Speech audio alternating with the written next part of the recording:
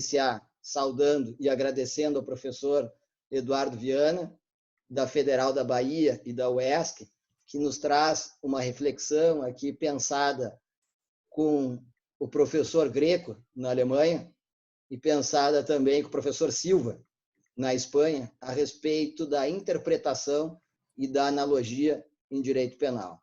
Qual é a importância da interpretação e da analogia em direito penal? Para nós, do sistema romano-germânico, a interpretação está vinculada à ideia de lei, que é a principal fonte do direito. E isso vem de uma tradição não recente, de uma tradição do Renascimento europeu, Renascimento e Ressurgimento europeu, aonde a lei, por exemplo, no Iluminismo suíço, passa a ser a vontade geral do povo. Quando a gente fala também do Iluminismo italiano, Iluminismo lombardo, com Cesare Beccaria, nós temos a lei, a certeza da lei, a certeza que o destinatário da norma pode orientar sua conduta conforme o mandamento legal, como um dos elementos estruturantes para a justiça penal. Da mesma forma, no Iluminismo lombardo, com Gaetano Filangieri, nós temos a importância da lei na estruturação de um sistema justo, na orientação do destinatário da norma, na possibilidade do destinatário da norma não agir em erro, que foi o tema do nosso último encontro com o Alaor. No atual momento, Eduardo, me parece que nós temos uma crítica à lei, uma crítica à igualdade, uma destruição da capacidade da lei ofertar certeza, ofertar previsibilidade, ofertar orientação da justiça penal. E esse ataque começa pelo legislador. Nós costumamos falar que o legislador é um irresponsável, que o legislador é amador, que o legislador não dá importância para a construção legal, mesmo quando um projeto de lei vem de um grupo de professores. Nós costumamos dizer que qualquer tipo de atividade legislativa está fadada ao insucesso, está fadada ao desconhecimento da realidade plural que o Brasil tem. O segundo ataque, Eduardo, me parece que vem aos tribunais, que é quem tem que concretizar a aplicação dessa lei em âmbito judicial. Fala-se nas ruas de fechamento do Supremo Tribunal Federal, a capacidade dos ministros produzirem justiça e dos seus gabinetes é questionada, às vezes com a maior irresponsabilidade, com a maior ausência de cuidado, de critério, da utilização das palavras corretas para designar o fenômeno. E, por fim, me parece que é atacada a universidade. O universitário, às vezes com pensamentos não muito cuidadosos e rigorosos para dizer, é descrito como alguém que está só no mundo das ideias, é descrito como um vaidoso, como alguém que não tem preocupação de resolução de casos práticos. Essa crítica à universidade chega à pessoa do universitário, chega a essa comunidade que nós fazemos parte, chega a uma tradição.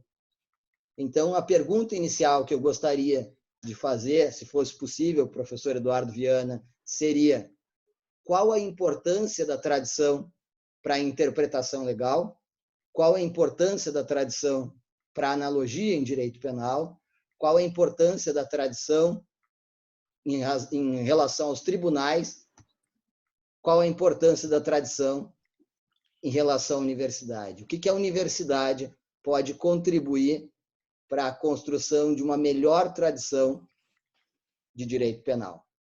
Com isso, eu instigo um pouco das reflexões que eu fiquei sabendo que vão se transformar num livro, que já estão sendo construídas num projeto de um livro, e que é um livro que anima todos nós da Universidade Brasileira, que sabemos da importância da legalidade e da interpretação para a orientação da nossa prática penal brasileira. Por favor, Eduardo. Bem, boa noite a todos. Vocês me ouvem bem? Ouvem, né? Tudo ok? Ótimo. Bem, boa noite a todos. Depois de uma bronca pública do meu professor, vocês já podem ter noção de que ele se porta assim também comigo no ambiente privado, mas a gente constrói a ciência assim, né? Com porrada. Mas, enfim, agradecer o professor Marcelo Ruivo pelo convite. Quero dizer que eu estou muito honrado de ter essa oportunidade de poder hoje à noite compartilhar com vocês mais provocações do que, na verdade, respostas. A PUC do Rio Grande do Sul tem um trabalho que não é recente em relação a, já que falamos de tradição, a competência e qualidade acadêmicas. O professor Marcelo Ruivo, temos o professor Fábio Roberto Dávila, professores que eu teria a oportunidade de conhecer quando da banca do Guilherme, mas infelizmente, dada a Covid-19, nós não podemos estar presentes. Mas estou, permitam-me o neologismo, janelado por tantas pessoas assim, brilhantes, pessoas que participaram da minha formação. Eu li todos vocês, o professor Fábio Dávila, o professor Wunderlich, você também, Marcelo. Então, eu registro a importância da PUC nesse sentido, de construção de uma ciência dogmática, uma ciência do direito penal comprometida. Também projeto Vida Longa, a instituição, nas mãos de novos professores, como o Guilherme Solim, bem assim o Felipe de Lorenzi, que defenderam suas teses agora recentemente e foram laureados aí com nota máxima e louvor. Então, são trabalhos que a comunidade científica também espera, de modo que essa tradição da PUC do Rio Grande do Sul também está em boas mãos.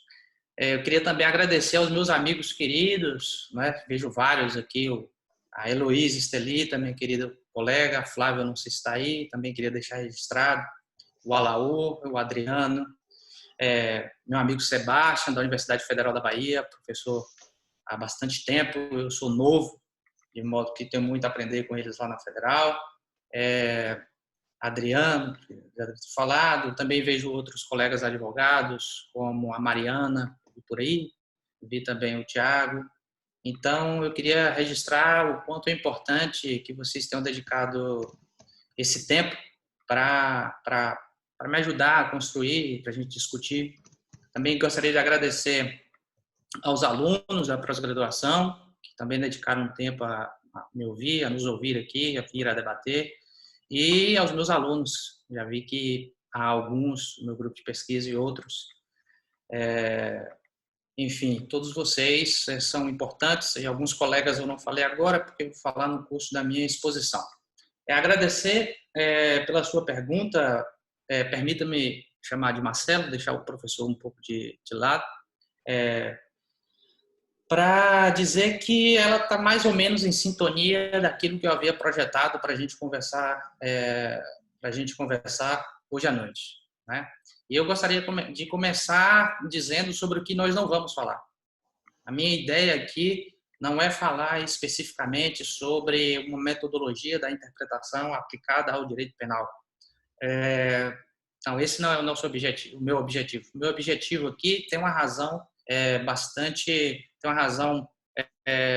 real, pragmática, que decorreu da última decisão do Supremo Tribunal Federal na ADO 26, que tratou da criminalização da homofobia, e junto com outros colegas, como o Orlandino, o Gleiser, que está aí nos ouvindo, e outro colega, o Hugo, escreveram um belo artigo sobre a decisão do Supremo. E depois a gente pensou em fazer algo um pouco mais amplo, e isso provavelmente colocar as coisas nos seus devidos lugares, explicar conceitos que aparentemente deveriam ser óbvios, mas não são tão óbvios assim, e isso provavelmente se torne, se tudo der certo, um livro futuro. O tema é interpretação, analogia e direito penal. Assim como o professor Alaú na exposição anterior, essa não é uma exposição que é especificamente aplicada ao direito penal empresarial, mas uma reflexão que é aplicada também para o direito penal empresarial, mas que é pensada para o direito penal. Então, é uma exposição que tem uma característica crítica, a princípio propositiva, mas ela é muito mais descritiva e crítica ao mesmo tempo do que propriamente, nesse primeiro momento, propositiva. E eu começo a minha exposição breve falando um pouco sobre um breve diagnóstico e a sugestão de alguns casos a partir dos quais a gente pode pensar a temática de hoje. Bem, quando você abriu a exposição, Marcelo, você citou, se não li errado, se não deixei passar nada, a legislação, citou a jurisprudência e citou as universidades. Exato. Bem, o meu diagnóstico parte de uma constatação mais ou menos evidente no âmbito do direito penal, que conta com um pouco de alinhamento científico nessa temática, ou seja, se nós observarmos, são poucos trabalhos em solo brasileiro e mesmo internacional especificamente dedicados a estudar a analogia no âmbito do direito penal. Claro, você tem uma virada talvez nas últimas décadas na Alemanha em que esse tema retoma com muita força. Você tem uma tradição vindo do âmbito da metodologia com penalistas, você tem English, você tem Larentz, mas penalistas assim tem um pouco de, se não avalio mal, um alinhamento científico. Isso em solo brasileiro, isso se mostra ainda mais claro. Naturalmente que essa omissão da ciência reflete um pouco na jurisprudência. Então, a jurisprudência ela fica um pouco como um anal meio sem um capitão, para que possa dar um pouco os rumos da decisão. E isso faz com que as decisões em maior ou menor extensão se tornem, em alguma medida, imprevisíveis e, ao mesmo tempo, também se tornem um pouco confusa, como também expôs o professor Alaú. Eu adiciono um terceiro elemento nessa compreensão, nesse diagnóstico, que é até o problema de técnica legislativa. O nosso legislador não é conhecido, vamos lá, olhando bem no espelho, por ser o melhor indivíduo para elaborar as leis penais. Nós temos um problema sério de elaboração de técnica legislativa. Isso, então, esses três fatores, eu gostaria de propor aqui uma metáfora, são os atores que eu acho que são importantes para compreender essa temática. A ciência, ou as universidades, que você fez referência, a jurisprudência e o legislativo. Esse tripé temático, eu vou tentar diluir a resposta da sua pergunta por meio de que nós tentemos compreender esse tripé a partir da metáfora como se estivéssemos diante de uma orquestra sinfônica. Você tem o maestro, você tem os músicos e você tem a própria composição.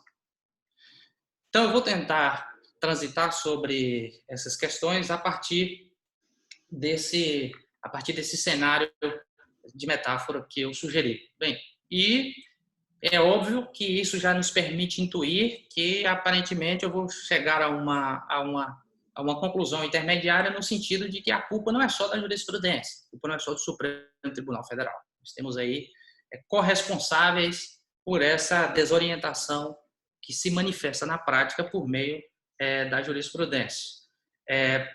A ciência, que não é precisa o suficiente para dar o caminho, termina conduzindo, do ponto de vista do reflexo pragmático, a um tipo de argumentação que nós chamamos de argumentação por omissão.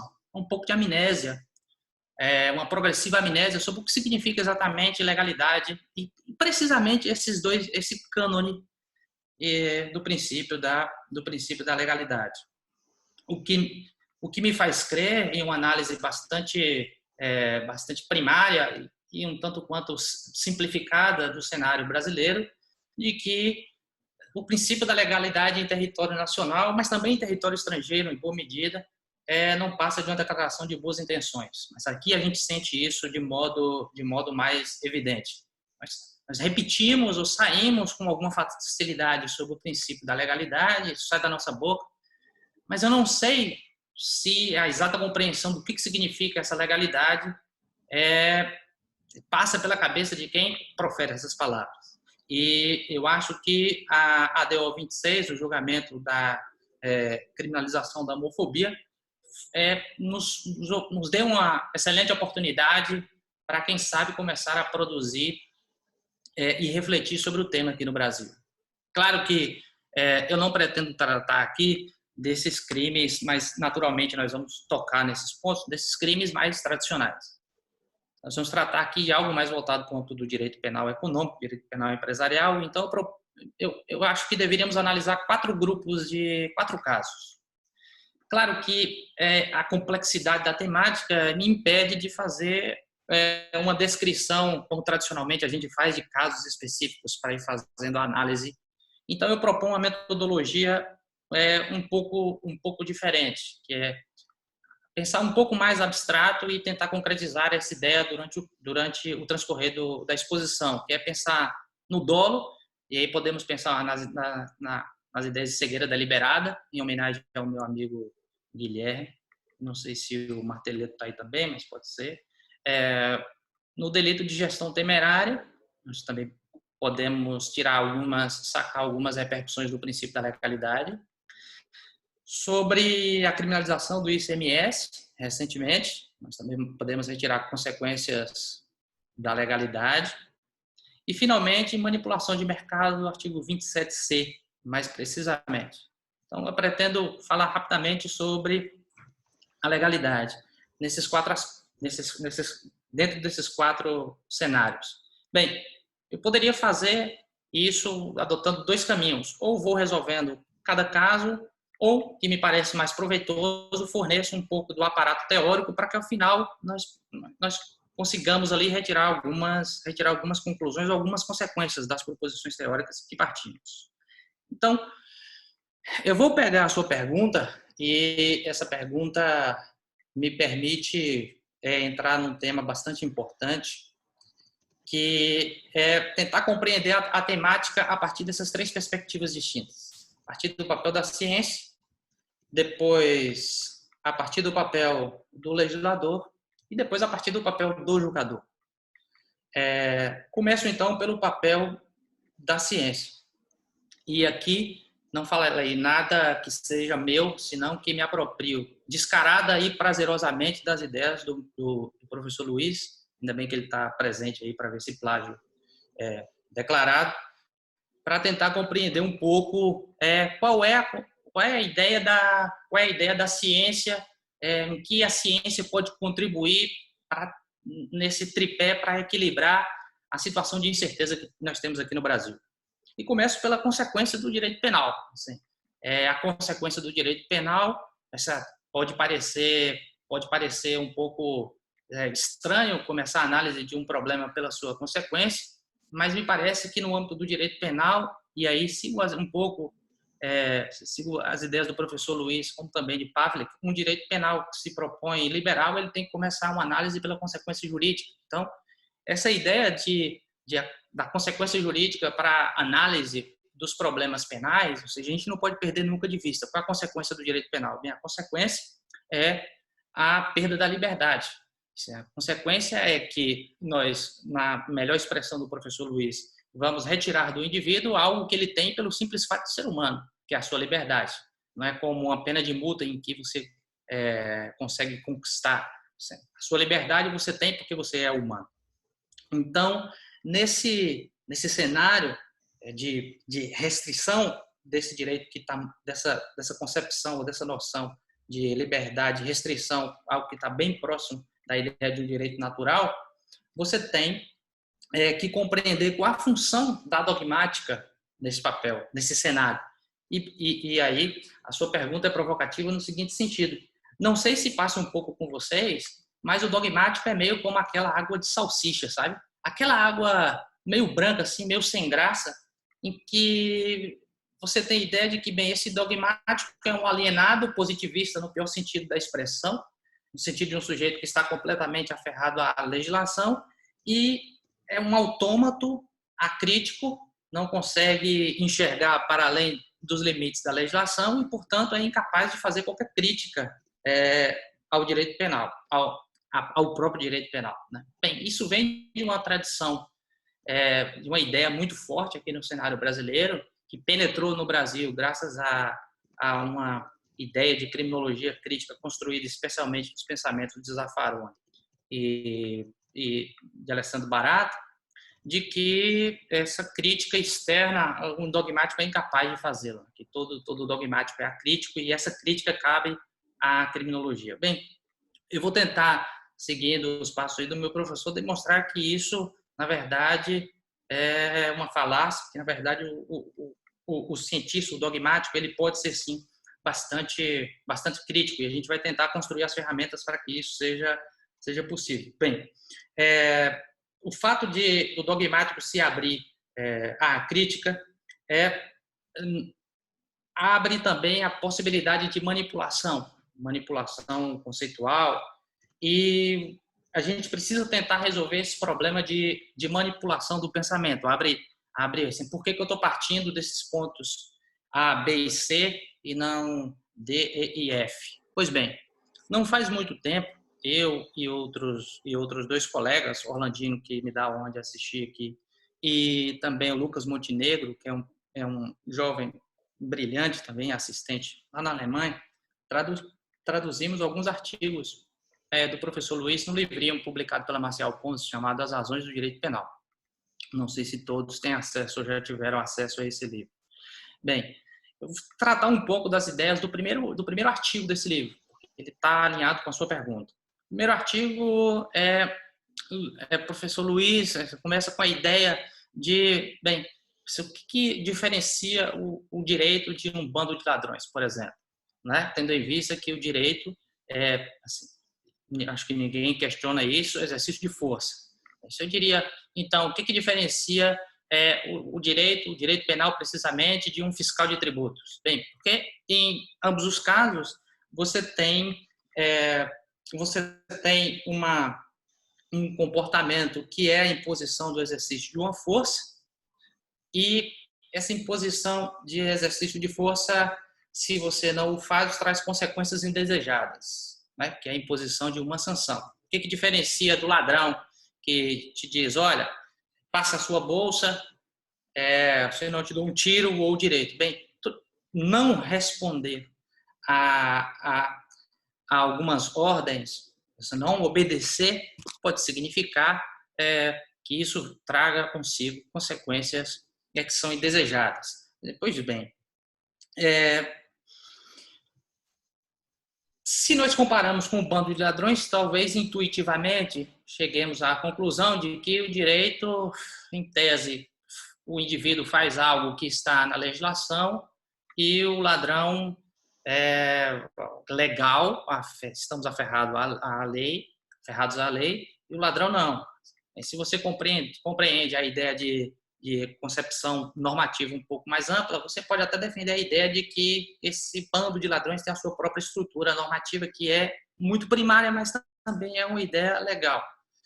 Esse argumento não é um argumento tão forte, e tampouco você poderia afirmar com alguma segurança que esse direito, o direito se diferencia desse bando de ladrões, porque o direito, em regra, você tem ali uma decisão baseada na legislação.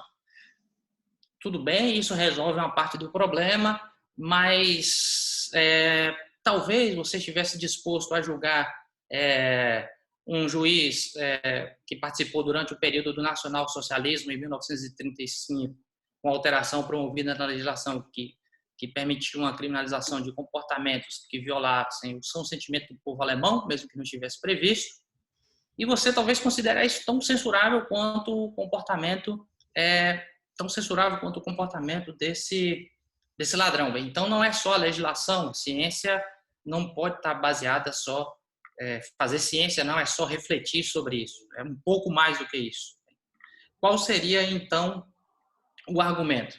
O argumento essencial é que um cientista deve estar preocupado em dar razões para a sua decisão, dar razões para a decisão de restringir a liberdade de alguém. Se eu te prendo, eu tenho que ter maior esforço argumentativo para te dar boas razões de por que eu estou realizando aquele seu comportamento. Bem, é isso que diferencia basicamente o exercício da força no reino animal do nosso exercício de força. Se eu estou aqui com a Pupa e com a Frida, são minhas 2 cachorrinhas, se elas desobedecem, eu posso eventualmente exercer a força, dar um tapa, colocar de castigo, prender, seja lá o que for, para impor a minha vontade.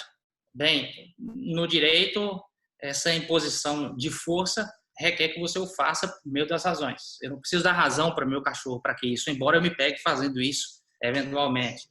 Mas eu não preciso dar razões para isso. Eu posso fazer sem essa necessidade.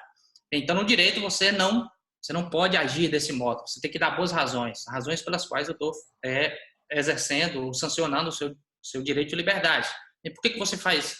Por que você tem que usar a razão? Bem, porque a razão ela é um critério universalizável. Não existe mais forte, mais fraco. Existem boas razões. Então, essas boas razões elas são imprescindíveis no direito. O que isso significa, Marcelo e colegas? Bem, isso significa que o direito se constrói por meio de razões e não por meio de opiniões, que é uma distinção assim básica. O direito a razão é basicamente fazer com que o direito não esteja sujeito a um império de opiniões.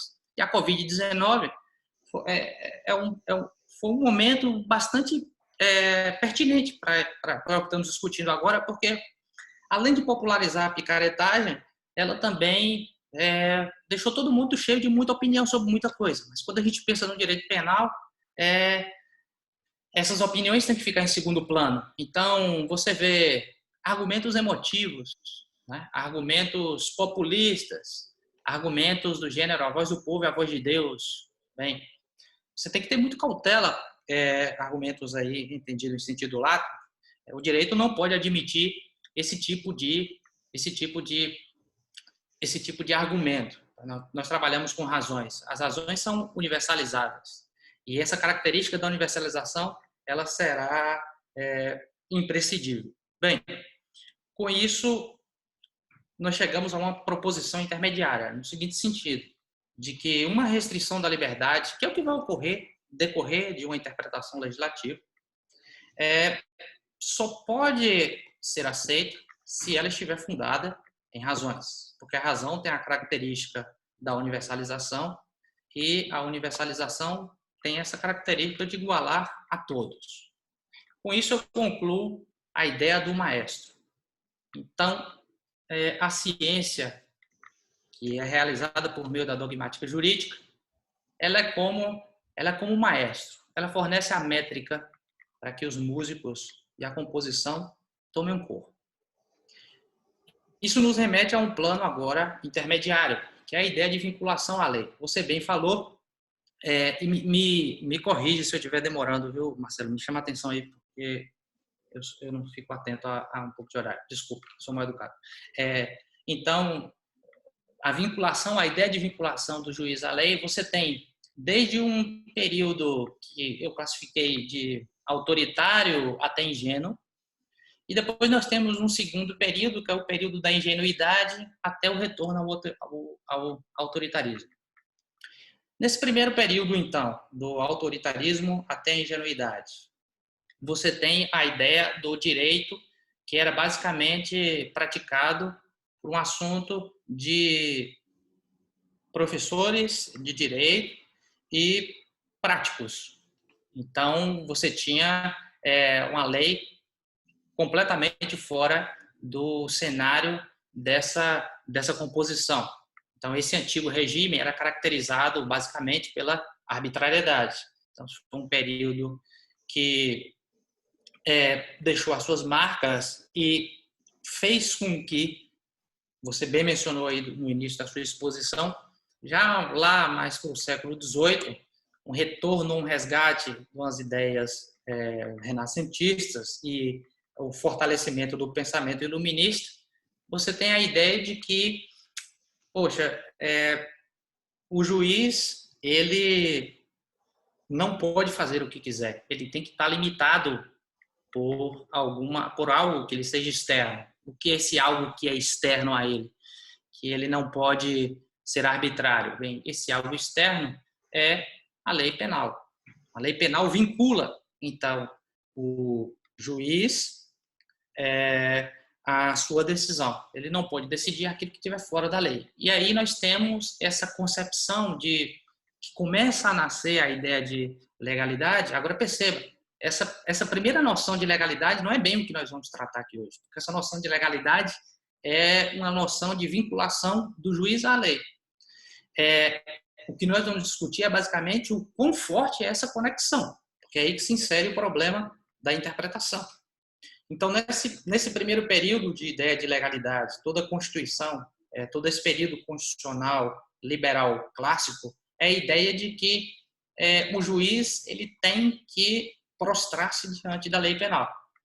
E aí você tem as famosas frases de Montesquieu, você tem um trabalho de Beccaria, que uma parcela da legislação, da doutrina, questiona sobre se efetivamente a ideia era esse apegar tão forte à lei, ou seja, o juiz como simples boca da lei. Né? Claro, estávamos vinculados à lei, mas talvez não tão de modo tão estrito quanto a doutrina. Mas isso é uma discussão, é uma outra discussão. Talvez não tão quanto se discute, quanto se diz por aí. Mas essa distinção sobre a intensidade da vinculação não nos interessa ainda. Esse é um período que eu chamo de ingenuidade, porque, na verdade, todo e qualquer elemento que você utilize na elaboração da lei penal, em maior ou menor extensão, exigirá algum nível de interpretação. Se você pensar num juiz absolutamente vinculado à legislação, é uma perspectiva ucrônica, por isso que eu denominei a perspectiva, assim, talvez como ponto de chegada, mas é bastante ingênua. Então, você tem, desse período de transição, ao longo do século, se consolida no século XX, a partir do século XX, é uma transição para um modelo de sociedades pós-industriais. Você tem outro modelo de crime. Se você pensar a dogmática, ela foi pensada basicamente no crime de homicídio. Isso não significa que nós precisamos de outra dogmática para o direito penal econômico, mas você tem, então, aquilo que Silva Sanches chama de pulverização do princípio da legalidade, que começa nesse período, e agora isso penetra um pouco no direito penal por meio de uma ideia ou de uma leitura de neoconstitucionalismo, talvez um pouco enviesada, no sentido de que, na verdade, é a lei quem deve curvar-se diante da Constituição Federal. Então, não é mais a lei penal, o papel do magistrado a gente vai discutir daqui a pouco, mas a lei deve curvar-se diante da Constituição Federal. Com o que chegamos, então, a um breve panorama sobre do nosso segundo ator. Bem, quem é, então, essa lei? Essa lei penal, a qual nós estamos submetidos, ela funciona como uma espécie de... o legislador, né, que a elabora, funciona como uma espécie de compositor. E o magistrado deve estar prostrado diante dessa composição. Com que chegamos ao terceiro ponto, que é exatamente a questão do músico. E quem é o músico? O músico é aquele sujeito que está fazendo exatamente o quê? Interpretando uma composição. E aí entramos no cenário da vedação à analogia. Bem, a decisão do Supremo forneceu, como eu disse antecipadamente, uma boa oportunidade para a gente discutir o que significa essa ilustre desconhecida dessa analogia.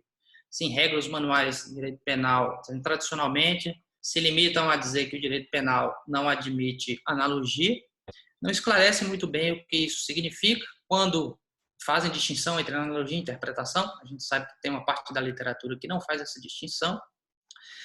Não discute se a analogia em Bonaparte sempre será permitida ou se a analogia em Bonaparte será eventualmente impossível. Então, parte do pressuposto de que sempre será admitida. A analogia é, na verdade, um dos 4 cânones interpretando bem tradicionalmente o princípio da legalidade. Um dos 4 cânones, então, princípio da analogia. E a vedação à analogia. E junto à vedação à analogia, você tem a determinação de uma lei penal. Por que eu estou fazendo menção ao princípio da determinação de uma lei penal? Bem, porque talvez a analogia é a expressão prática de uma lei indeterminada. Assim, quanto mais uma lei for determinada, menos espaço existe para analogia. Quanto menos uma lei for determinada, mais espaço existe para uma analogia. Então, analogia e mandamento de determinação são talvez duas faces de uma mesma moeda. Não sei se seria coerente sem dizer que um está direcionado ao legislador e o outro está direcionado ao magistrado. O professor Luiz tem uma ideia que é bastante interessante, de que a analogia também vincula o legislador, sobre a qual nós poderíamos discutir um pouco mais adiante. Pois bem, basicamente a analogia, a regra geral, é a aplicação de uma norma legal a um caso que não está regulado por ela, com o objetivo de preencher uma lacuna jurídica. Essa é a ideia geral. Pega uma norma, aplica a um caso que não está por ela regulado, para pretender preencher uma lacuna jurídica. Esse argumento que é feito por meio desse procedimento analógico não é um procedimento, não é um argumento, não é um modelo de pensar típico do direito. Se nós pensarmos na biologia, também existem esses argumentos por semelhança. Há funções sistêmicas idênticas, mas morfologicamente distintas. Assim, a asa de um animal e a asa de um inseto. Então, no direito penal, isso é utilizado. Assim, há quem não distingua uma coisa da outra, mas a gente pode imaginar meios de tentar demonstrar que essa distinção ela é bastante clara e é possível fazê-la. Então, nós podemos pensar basicamente o seguinte: algumas pessoas dizem que eu pareço com aquele ator lá da Casa de Papel. Não sei se vocês concordam com isso. Bem, mas algumas pessoas dizem que eu pareço com aquele ator da Casa de Papel. Possivelmente, a única razão, pela qual eles chegam a essa afirmação, talvez seja o óculos, talvez seja o cabelo, talvez um pouco da barba, mas nada além disso. Pois bem, para você chegar à conclusão de que eu pareço com esse sujeito da Casa de Papel, ou que ele se parece comigo, melhor dizendo, você tem que usar meio que um procedimento que seja por analogia. Você pega, vou dar outro exemplo. Einstein, vamos imaginar, tem estudado na Universidade de Berlim. E pelo simples fato de você estudar na Universidade de Berlim também, você se considera um gênio. Bem, isso é um argumento também analógico. Assim, como Einstein estudou lá na Universidade de Berlim, e é genial, o fato de você estar estudando lá, isso te torna também um sujeito automaticamente genial. Isso é também uma ideia de analogia. Bem, o que você tem de semelhante nesses casos aparentemente completamente distintos? Bem, você pega frações de semelhança entre os casos, ignora a fração de dessemelhança e chega a uma conclusão de que os casos são similares. Então, o procedimento analógico é bastante claro. Você foca nas semelhanças, pouco importa a extensão dessa semelhança, se muito ou pouco, ignora toda a fração de dessemelhança entre os objetos que estão sendo colocados em comparação e chega a uma conclusão de que eles são semelhantes. Portanto, é possível chegar às mesmas conclusões, tanto para um quanto para o outro. Não precisa ir muito longe para saber que um procedimento desse fere qualquer tipo de lógica formal, material, enfim. E aí não nos interessa. Então, com isso, nós chegamos a uma ideia ou uma discussão sobre o quão vinculado os músicos, que aqui interpreto como os juízes, estão vinculados aos mandamentos legais. Não é isso? Sim. Por que começa uma discussão assim, por que não se admite ou por que não se deveria admitir analogia no direito penal? São várias as formas de tentar fundamentar. Sim, eu vou simplificar bastante. Bem, você pode dizer que separação de poderes e o princípio democrático, que o legislador é quem é o único legitimado democraticamente para elaborar uma lei penal e que, portanto, você, magistrado, você não pode ultrapassar essa obrigação constitucional. E se você vê o apogeu do poder legislativo durante o período do século XVIII, é exatamente este, ou seja, tudo está na mão do legislador, não é? Você pode utilizar um argumento do próprio Estado de Direito, de que a analogia no direito penal ela viola o princípio da segurança jurídica e, com isso, a própria proteção do cidadão, que está submetido a uma possível restrição, da privação da sua liberdade de algo que ele não sabia que era proibido. Você pode usar argumentos de prevenção geral, ou seja, e aí você pode também aproximar disso a própria ideia de culpabilidade. Você só pode censurar alguém se for possível esse alguém conhecer o conteúdo daquilo que é proibido. Então, a ideia é que, bem, se todo mundo só sabe por meio de um procedimento analógico, pós-factum, que aquele fato está proibido, então a imposição de uma sanção, a lei não cumpriria a sua função preventiva geral. E, portanto, do ponto de vista da culpabilidade, você pode estender esse mesmo argumento. A esses 3, 4 tradicionais, eu gostaria de adicionar um outro, que para mim está na própria ideia de liberdade no Estado de Direito. Bem, eu tendo a crer que a ideia de liberdade no Estado de Direito não é você fazer o que você quiser. Essencialmente, o coração disso é você agir ou fazer sabendo das consequências daquele ato ou que aquele ato pode produzir. Então, se eu só sou capaz de saber aquilo que é proibido pós-factum, eu posso, de algum modo, dar uma interpretação no sentido de que a minha decisão não foi livre no sentido genuíno da palavra. Vamos colocar isso em um exemplo mais mundano, mais pedestre. Imagine-se que, e compreendendo a ideia de norma de um modo muito mais amplo, imagine-se que a minha mãe tenha dito para mim, e deve ter dito em algum momento: Eduardo, não bata na sua irmã, porque se você bater na sua irmã, você vai ficar sem jogar bola na rua durante uma semana. Beleza, se você tem uma norma de comportamento e uma norma de sanção, ali eu estou sabendo o que é proibido. Você vai me dizer, se você bate e ela te deixa sem jogar bola, perfeito, interpretação possível, eu não posso alegar, eu não posso argumentar contra essa restrição da minha liberdade.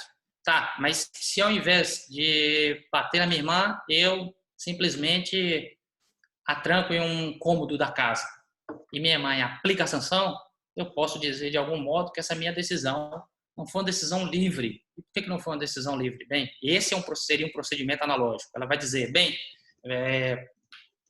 trancá-la no quarto é tão grave quanto bater. Então, desse modo, você vai ficar uma semana sem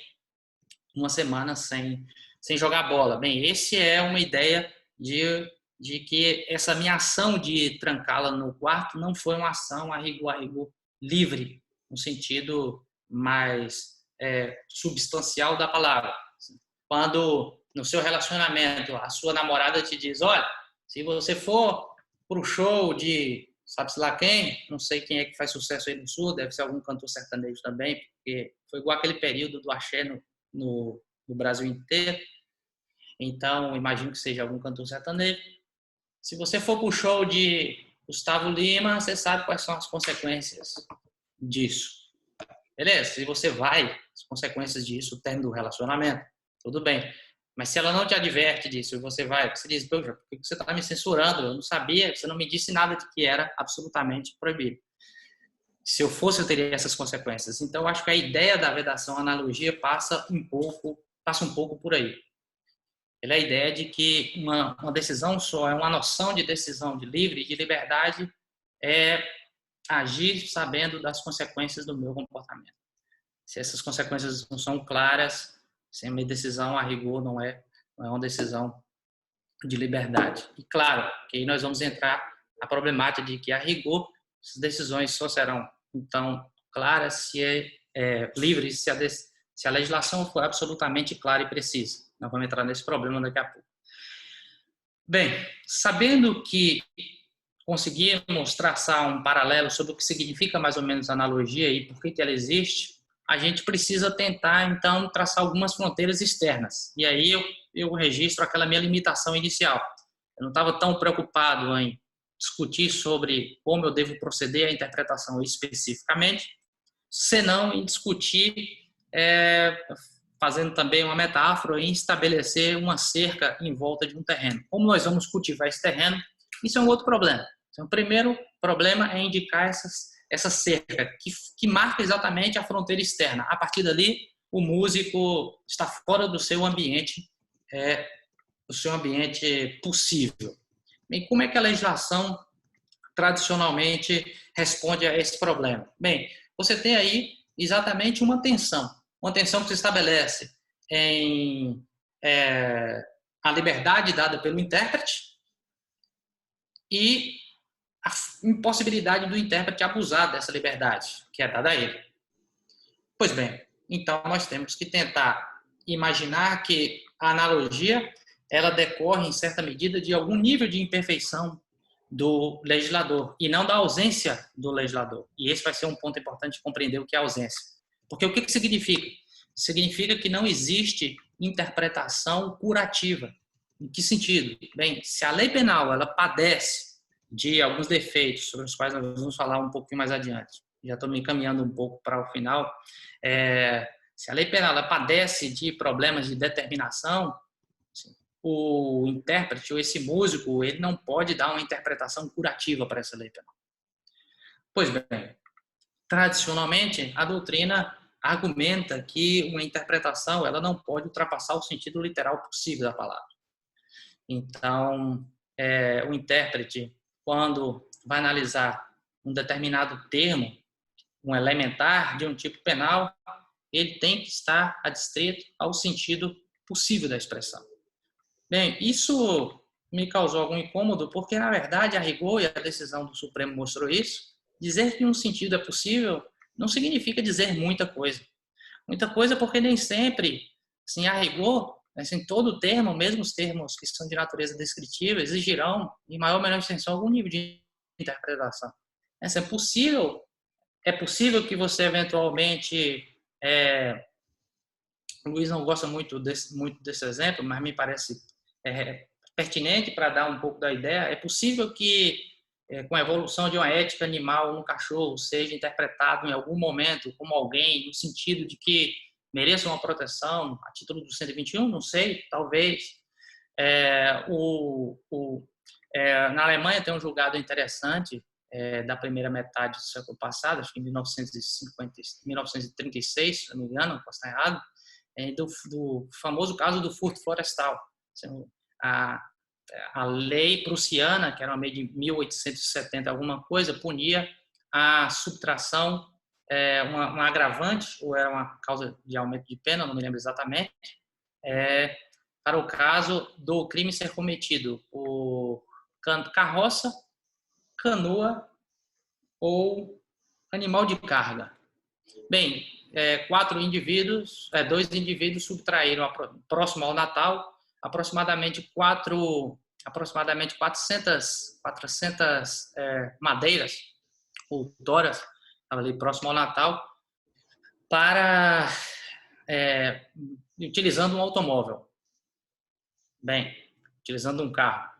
É óbvio que, assim, a princípio, você tem uma dificuldade de ajuste típico do automóvel a qualquer dessas elementares, carroça, canoa e animal de carga.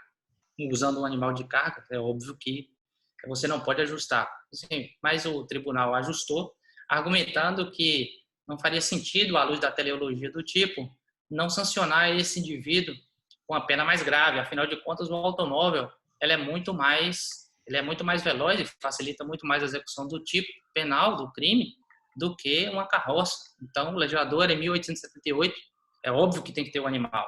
Pois bem, uma interpretação desse gênero fere no sentido possível, porque carro, naturalmente,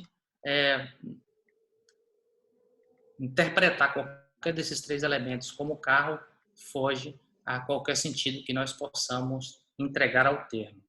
Então, nem todas as palavras, entretanto, são unidimensionais. As palavras possuem vários significados. E essa expressão, que possui vários significados, exigirá um aprimoramento posterior. No sentido literal possível, como eu disse, não adianta muito. Adianta alguma coisa, mas não adianta muito. Então, a pergunta que se vem é: como interpretar as palavras que o legislador utiliza? Devo utilizar uma linguagem convencional ou devo utilizar a linguagem dos experts? Por exemplo, devo compreender cogumelo como planta ou como animal? Bem, essa foi uma discussão que se travou também em alguns julgados, e a doutrina majoritária, embora tenha posição divergente, entende que, bem, o destinatário da norma, e aí um dos cânones do princípio da legalidade importante para isso, é motivar-se, ter o seu comportamento motivado de acordo com a norma. Então, a interpretação ela não pode ser a partir da linguagem técnica, ela tem que ser uma interpretação a partir da linguagem convencional. E por que isso é importante? Pela razão que eu acabo de dizer. Você tem que eleger esse critério, porque que isso decorre, é uma consequência daquelas razões da ratio da vedação de analogia no direito penal. Quem vai sofrer a sanção é o indivíduo. Então, é natural que esse destinatário, esse indivíduo que vai perder, ser privado desse seu direito, simplesmente pelo fato que esse direito que você adquire, simplesmente pelo fato de ser humano, você interprete o tipo penal e a elementar de acordo com a perspectiva desse indivíduo. E aí você pode utilizar vários recursos que nós temos no âmbito da metodologia e no âmbito do direito, que foi discutido. O próprio Schunemann tem um artigo no livro que foi organizado pelo Luiz, que tem a participação do Alaô, do Adriano, configurativamente como a ideia de um ovo estrelado, onde o núcleo do significado seria a gema, a clara seria o entorno do significado, onde estaria a interpretação extensiva, que é possível você fazer, e todo o resto, ele chama de resto do mundo, todo o resto estaria fora do significado e, portanto, já significaria uma analogia. Nós podemos utilizar essa mesma lógica utilizando o recurso dos candidatos, positivos, negativos e neutros, que a ideia é basicamente a mesma. Se o legislador utiliza algum elementar como noite, por exemplo, você sabe que pela manhã você não pode interpretar se um fato for praticado pela manhã como noite, porque esse é um candidato claramente negativo. Se for meia-noite, 9 horas, é claro que ele é um candidato positivo. Então você pode interpretar nesse sentido.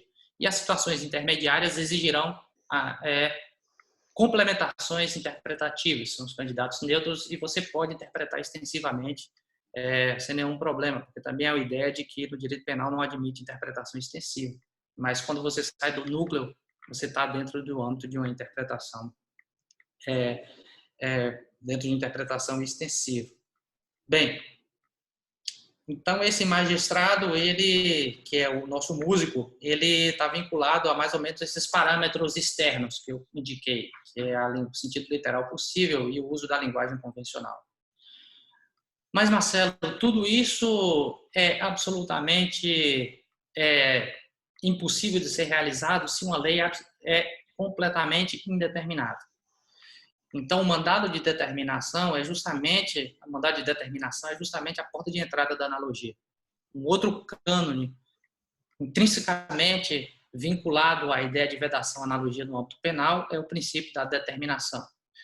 E a ideia é que o legislador deve ser o mais claro e preciso. Claro, porque se eu sou impreciso, se eu utilizo de expressões que não são as expressões mais claras, sendo que eu poderia ser, é óbvio que o intérprete vai poder fazer com aquela expressão aquilo que bem entender. Quem navega em crimes que não são tão da prática jurídica, mas que são extremamente imprecisos, você pode pensar no molestamento intencional de cetáceo, que é uma figura típica que nós temos de 87, ou no artigo 247 do Código Penal Brasileiro, que é submeter uma criança que você tem posse, guarda, alguma coisa assim, a um espetáculo capaz de pervertê-lo. Bem, na verdade, você está diante de mandados de determinação tão claramente imprecisos que o intérprete pode fazer basicamente aquilo que bem entender. Pois, só que esse mandado de determinação, e aí vem um ponto importante, ele não está dirigido só ao legislador. Já há algum tempo se discute e se sustenta que o mandado de determinação também está direcionado à jurisprudência. O que significa dizer? Significa dizer que a jurisprudência ela tem um mandado de precisão. É óbvio que o legislador não poderá ser sempre o mais preciso e claro possível, e isso conduzirá, como diz o professor Luiz no manual com Roxin, que está próximo, e outros autores também, ao paradoxo da segurança jurídica. Quanto mais preciso você for, uma lei que está disposta a responder todos os problemas é uma lei extremamente longa e pouco manuseável. E uma lei extremamente longa e pouco manuseável conduzirá à imprecisão.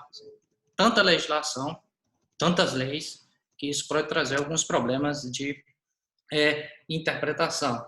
Então, o juiz, ele, ao interpretar um tipo penal, ele também tem que precisar o conteúdo das expressões. O juiz tem que ser, como um artigo escrito pelo Alaô recentemente sobre o ICMS, ele tem que ter compromisso com o futuro interpretativo. Essa expressão é bastante bacana, porque eu não posso interpretar um tipo penal, então qual é a proposição que nós poderíamos direcionar para o magistrado nessa ideia? O magistrado ele não pode interpretar um tipo penal de modo que o torne mais impreciso do que o próprio tipo.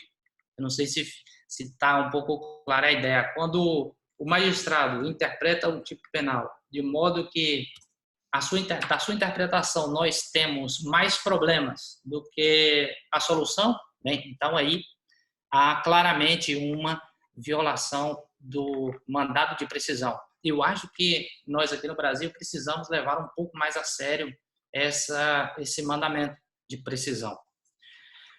Bem, então, dado essa ideia, ou essa transição com o aparato teórico essencial, a gente pode trazer, agora voltar para aqueles casos iniciais e talvez propor algumas interpretações para os tipos penais. Por exemplo, na parte geral, em relação ao dolo, muito se argumenta a possibilidade de uma cegueira deliberada aqui no Brasil.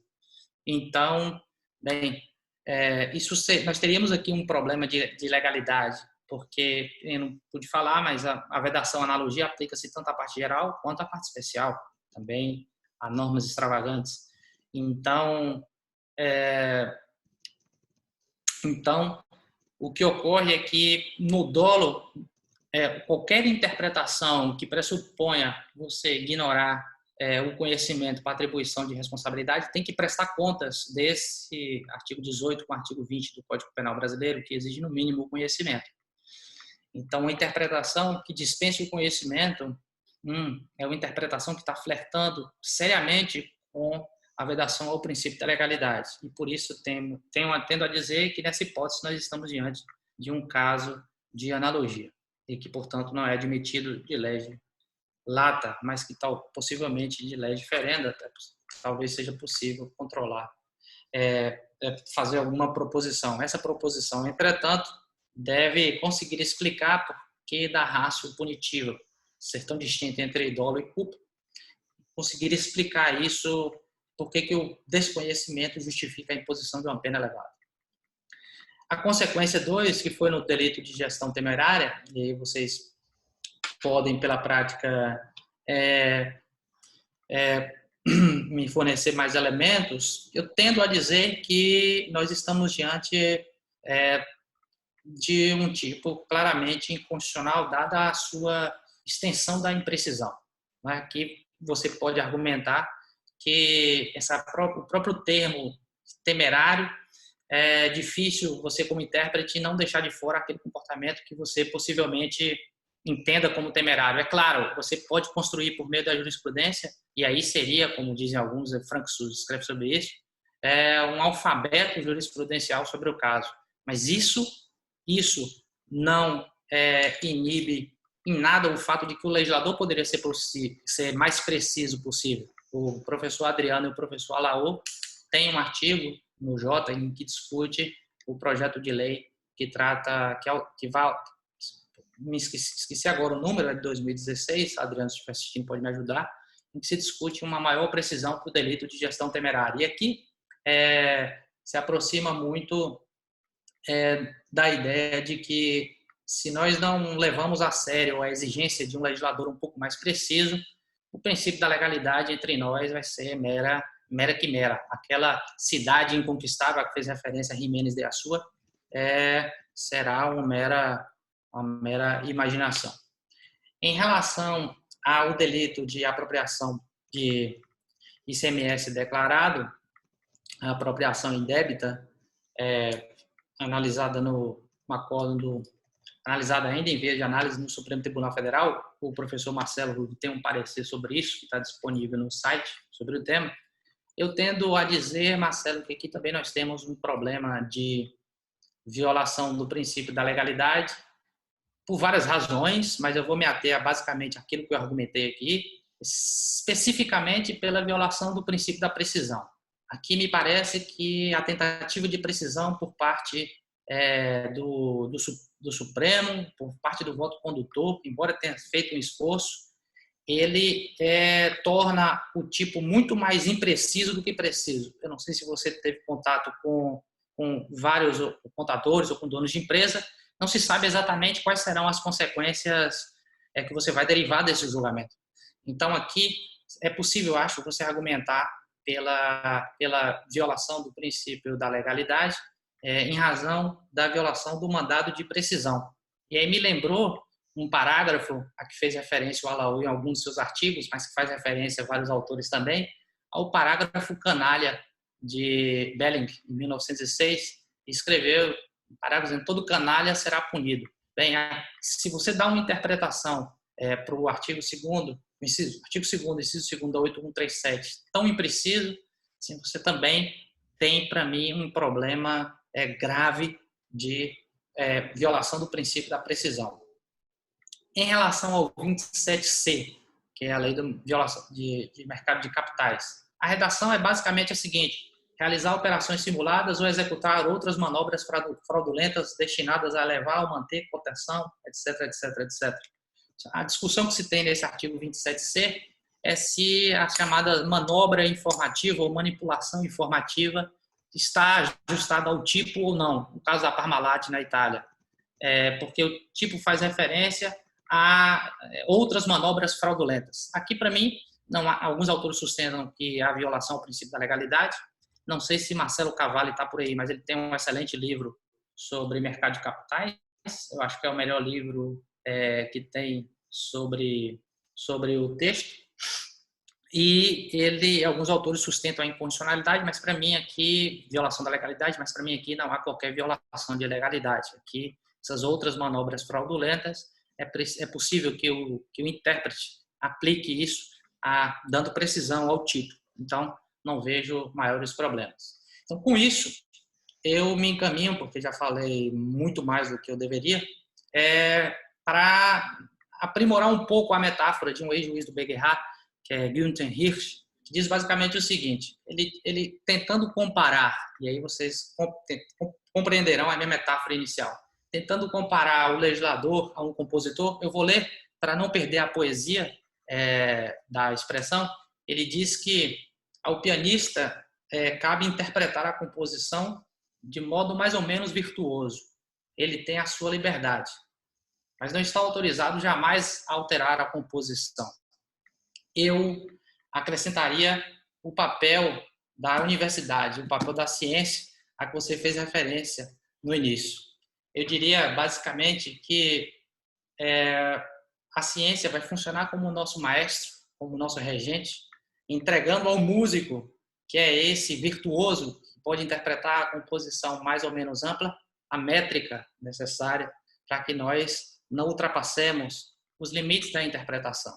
Como eu, músico, e aqui estou dizendo juiz, vou interpretar essa canção, isso depende muito do fato de ser virtuoso. Mas o que eu não posso nunca é, como músico, ignorar a composição de um Beethoven, que, no caso, fazendo as minhas escusas com Beethoven, seria o nosso legislador brasileiro. Com isso, então, eu acho que a sinfonia para a ideia de composição, de compreensão, de interpretação, de analogia, legalidade, essa metáfora explica muito bem qual é o papel de cada um desses três componentes para tentar trazer um pouco mais de segurança jurídica, um pouco mais de clareza nos conceitos para o nosso direito. Muito obrigado, agradeço a todos, obrigado Marcelo, obrigado a todos por estarem aqui até essa hora. Eduardo, estão chegando várias perguntas aqui. Agradeço muito essa estimulante reflexão que tu nos trouxeste na noite de hoje. E enquanto o pessoal vai colocando as perguntas aqui no chat, pode colocar individuais, pode colocar para mim, pode colocar aberta para todos. Eu queria perguntar o seguinte, até para estimular um pouco o seu livro que está sendo construído. Da onde vem esse sentido possível? Você, no primeiro momento, diz que a universidade pode ser o Beethoven, o Bach, o Mozart, e outro momento é o legislador.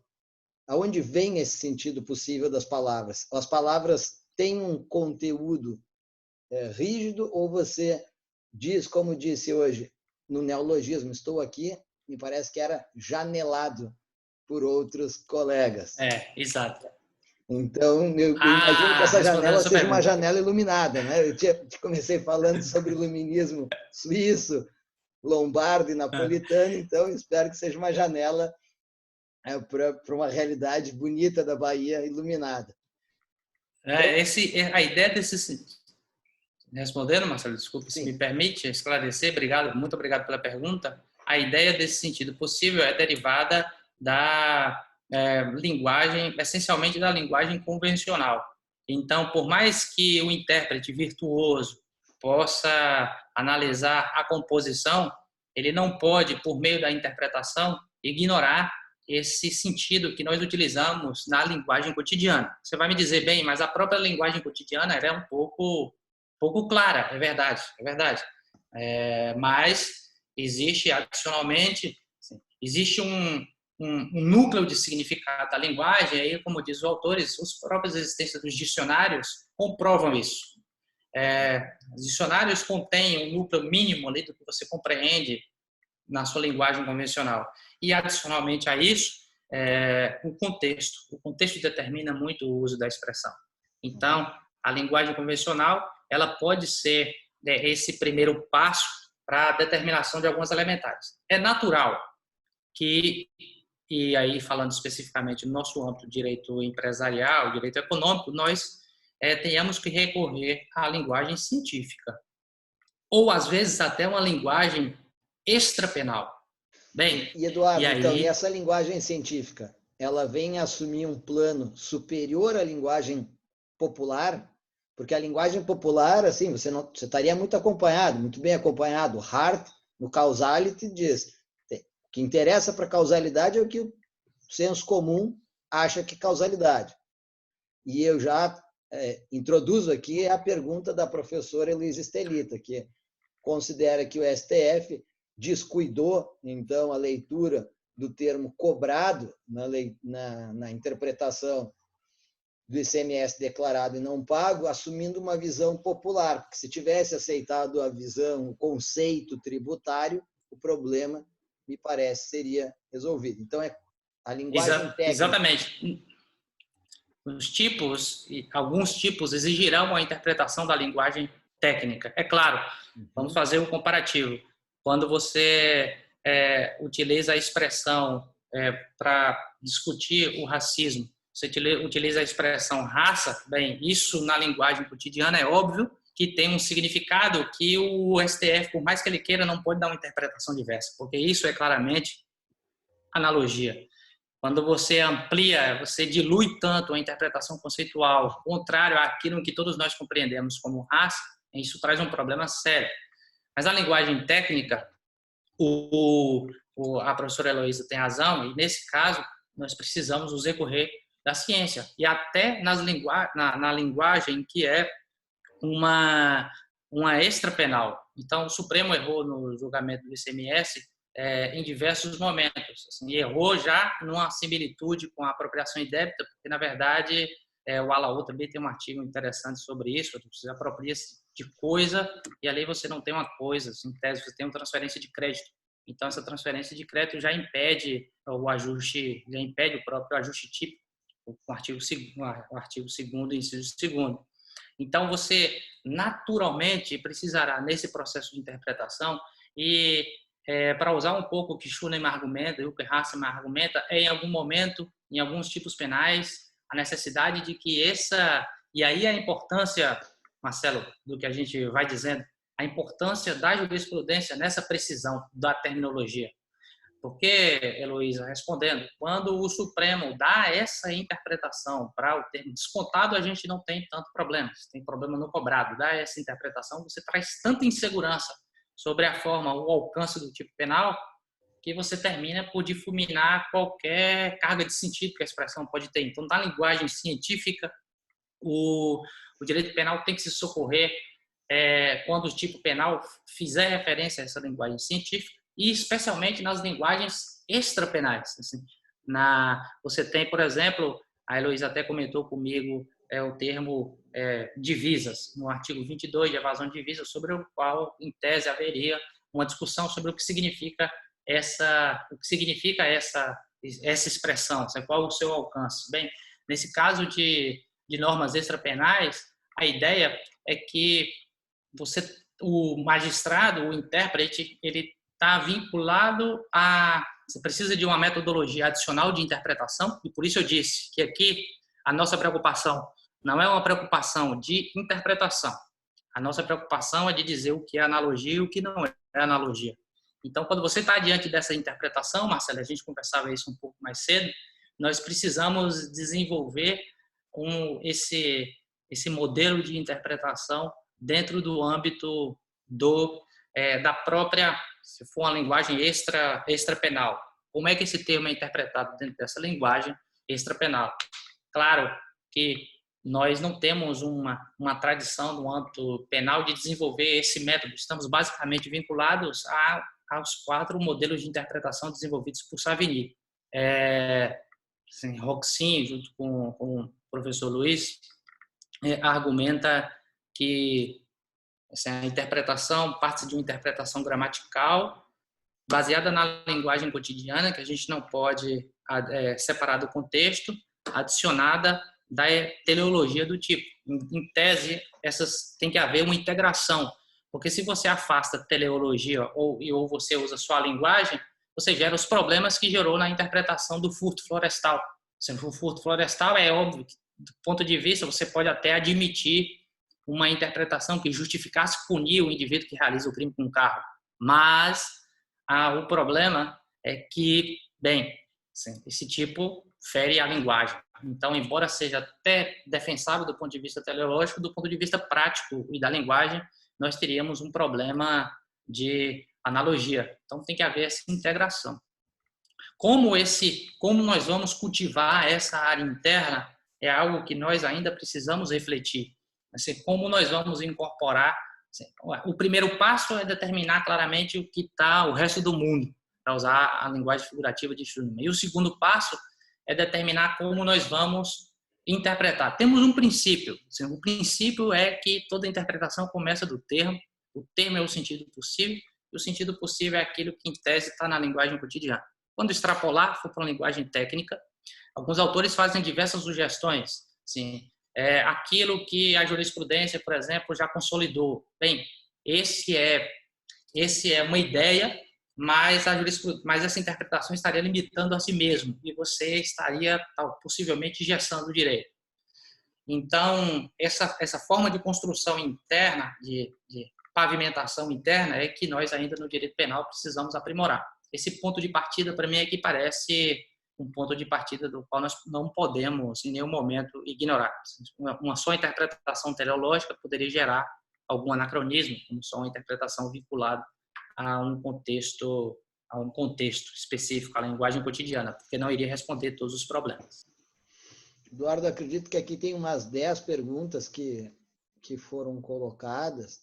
Tem vários colegas fazendo observações muito interessantes a respeito da sua fala. Só para registrar, Marcelo, se puder, quem eu não puder responder, né, por causa do adiantado da hora, não sei se todos vão poder ficar. Eu coloco-me à disposição e preciso que todo mundo me mande essas perguntas. Sem o meu e-mail aí, Marcelo tem, ou pelo Instagram. Felipe De Lorenzi pergunta qual a diferença, se havia um critério, você pensou em algum critério para diferenciar interpretação extensiva de analogia? Guilherme, eu estou um pouco tinente a te dizer que o critério, você tem que os critérios que a metodologia sugere, como usar a terminologia dos candidatos, né, ser os candidatos que estão dentro daquela clara do ovo, está ali dentro do âmbito da interpretação extensiva, e tudo aquilo que está fora, claramente fora, é um candidato negativo. Isso já é analogia. É óbvio que as situações intermediárias que admitem essa interpretação extensiva podem necessitar de outros aprimoramentos interpretativos. Schunemann, usando Hasselmann, também comenta um pouco isso. A interpretação é sempre um vai e vem, né? É quando você olha e volta no sentido de aprimorar. Então, a ideia principal é que a interpretação ir com o caso. Ir e vir com o caso. A ideia é que na interpretação extensiva, Felipe, você está dentro dessa zona de significado que fica gravitando em torno, né? É o núcleo do significado. Para usar outras terminologias de Heck, por exemplo, é o núcleo do significado e a atmosfera, o entorno do significado. E as expressões que são pluridimensionais, você vai precisar adicionar outros critérios para uma melhor compreensão do termo. Mas essa ideia dos candidatos dá uma boa pista sobre como identificar o que é uma analogia e o que é uma interpretação extensiva. Pelo menos esse primeiro longo filtro a que nos referimos, que era a ideia principal. Eduardo, enquanto eu vejo outras perguntas aqui, não é também um pouco do trabalho do professor e portanto, quando o professor não realiza essa realidade, ele se exime um pouco do seu dever social, dizer o que é temerário num contexto de sistema financeiro? Porque a gente não está pensando gestão temerária num contexto global, mas simplesmente num sistema financeiro. Sim, você tem total razão. E acho que aqui isso deriva um pouco sobre o modo como nós fazemos ciências, Marcelo. É meio que uma independência entre a prática e a teoria. Eu não sei se você estudou por esses livros, esses manuais, mas pouco você vê do ponto de vista metodológico os autores trabalharem com casos concretos, assim, um compromisso com o resultado. Assim, porque um país ou uma ciência que não está preocupada em cultivar conceito vai ter esses problemas. Por isso que eu compreendo, como eu te disse, que é aquele tripé. Se a ciência, perceba, se o regente faz um movimento equivocado, é possível que os músicos, que são os intérpretes, se percam. Então, por mais que você tenha uma composição perfeita, como a Quinta Sinfonia de Beethoven, não vai ser praticamente de nenhuma ajuda. Então, é preciso que a ciência aponte os caminhos.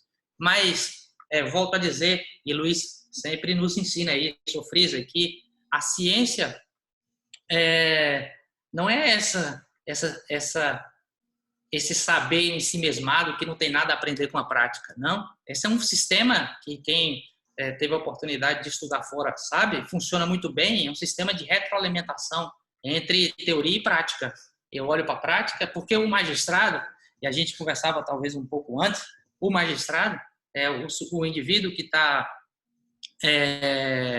julgando o caso, ele precisa dar uma decisão. Essa é basicamente uma distinção entre os outros saberes, por exemplo, o saber criminológico e o saber do direito. O indivíduo precisa saber como julgar um crime de gestão fraudulenta ou gestão temerária. Ele vai precisar condenar alguém. Se a ciência não aporta esses canais, então nós temos um problema muito sério. Então, você está completamente correto quando atribui também à ciência essa corresponsabilidade por essa ausência de certeza jurídica que paira no cenário nacional. Volto a dizer, é muito simples. Façam talvez um exame um pouco de consciência e verifiquem qual foi o nível de discussão que se teve do princípio da legalidade dentro de sala de aula e qual é o nível de discussão que você tem assim mesmo no âmbito dos manuais. Assim, se leva a sério mesmo o princípio da legalidade a partir de análise de casos concretos. Por isso que se você faz um exame mais apurado, e talvez a gente terá tempo para fazer esse exame mais apurado logo mais adiante, eu acho que o princípio da legalidade, a gente está tendente a dizer que não passa de uma carta de boas intenções, assim, e de uma declaração de boas intenções. A legislação brasileira nos fornece um sem número de exemplos em que isso não está bem claro, assim, que a determinação dirigida a ele não está clara. Você tem um problema de técnica legislativa, Marcelo, a gente não pôde falar sobre isso, mas é um tema que cada dia que passa e cada dia que passa vai debatendo mais, as pessoas vão escrevendo mais. Eu já tive a oportunidade de examinar 2 teses sobre esse tema, assim, qual é o caminho para melhorar a legislação, a forma de elaboração da legislação brasileira. Então, esse é um tema de técnica que é bastante interessante a gente discutir. Enfim, eu acho que, volto a dizer, não é o papel do professor, é o papel da jurisprudência, que também não está muito interessada em ouvir o que a doutrina tem a dizer e, às vezes, cita meio que para reforçar o próprio argumento. Quer dizer, talvez também precisa estar um pouco mais aberta ao que a ciência diz, e também um pouco do nosso legislador, que contribui para esse cenário de incompreensão, de imprecisão, que é preocupante. É preocupante porque, como o Luiz sempre faz questão de dizer, acho que todo mundo assim, tem mais ou menos essa ideia, o direito, diante do direito penal, todo mundo é fraco.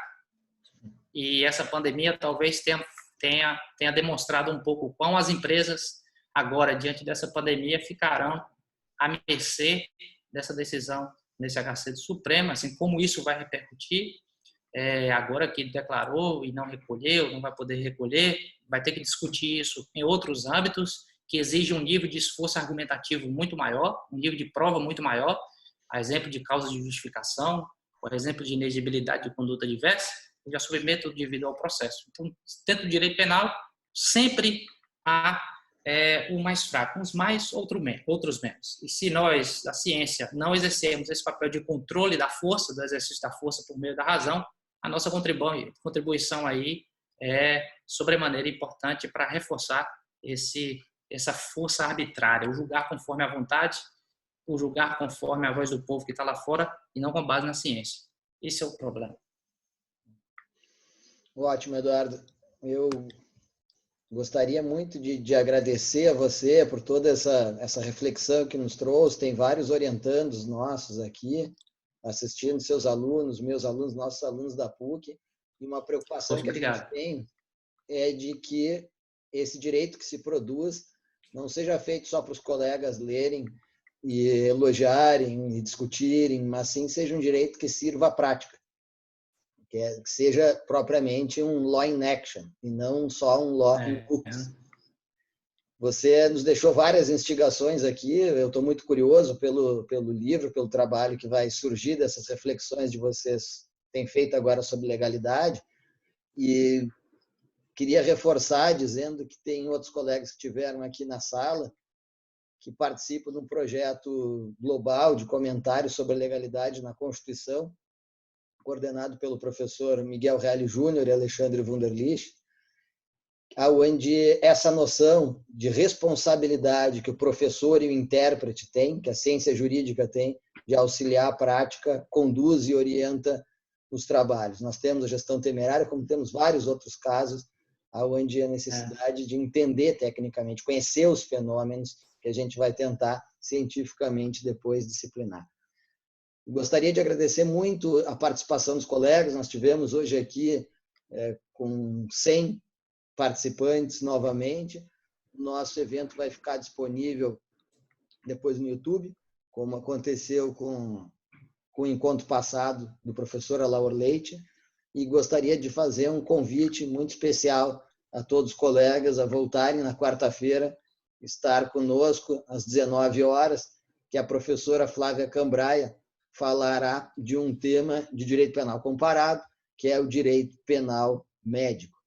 Assume uma importância bastante importante hoje, não é, Eduardo, quando nós temos esse contexto global de pandemia. Vai ser um prazer para todos nós recebermos a professora Flávia, que vai nos encaminhar, mais uma vez, previamente, um texto que sirva de orientação da preparação dos trabalhos que vão ser debatidos, então, no dia 27.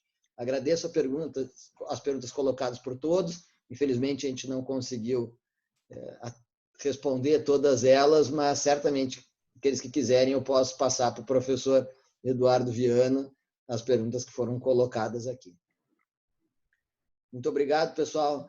Desejo para vocês bons estudos nesse período da quarentena, muita saúde a todos. É um prazer a gente fazer um evento que circula não só pelo Rio Grande do Sul, não só por Santa Catarina, não só pelo Paraná, mas eu vi aqui professores do Rio de Janeiro, mais uma vez, de Brasília, São Paulo, da Bahia, e é um motivo eu acho que de orgulho para a gente estar juntos aqui, tentando produzir efetivamente uma ciência jurídica que tem dimensões nacionais e não só regionais. Muito obrigado, Eduardo. Sinta-se à vontade de sempre contribuir nesse nosso pequeno seminário e voltar para cá sempre quando tiver ideias para propor e debater conosco. Fica também meu convite para todos os colegas que estiveram aqui, que têm ideias a propor. Nós vamos receber o Guilherme Seulin, como eu tinha dito aqui nos próximos encontros. Sebastião também já está marcado. Então, todos aqueles que tiverem uma ideia para propor aqui, nós estamos abertos. Por favor, me escrevam pelas redes sociais. Obrigado, pessoal. Muita saúde a todos e boa noite.